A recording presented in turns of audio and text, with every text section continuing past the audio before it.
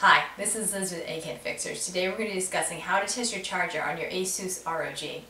The reason why we're going to be going over how to test your charger is it can cause symptoms like, for example, if your battery won't charge, your computer turns on and then off, your computer won't turn on at all, or it freezes. Last three problems of it freezing, won't turning on, or turning on then off.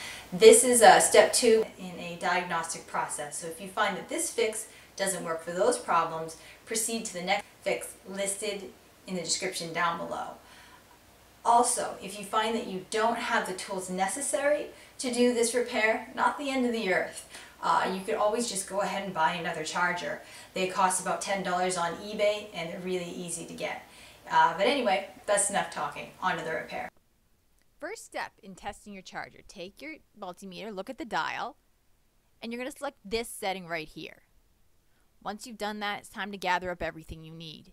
You need your red and your black tester. You need your charger end, and it needs to be plugged into the wall, and you need to take the block and look at what voltage it says it should be putting out. For example, this reads 18.5 volts.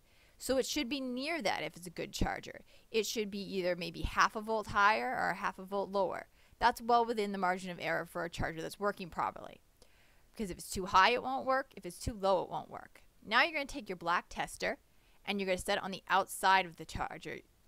And then you're going to take your red tester and you're going to put it on the inside.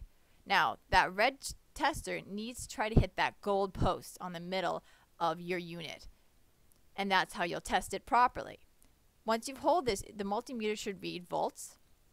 And for example, this one says 19.04. Within the margin of error, that's correct for this charger. So this is a good charger. And this is an example of a bad charger. For 18.5, it should be significantly higher reading. And that's how you test your charger.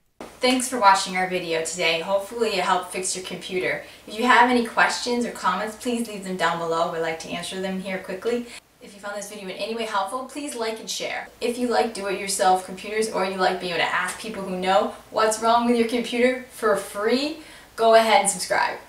And from one egghead to another, this is Liz signing out.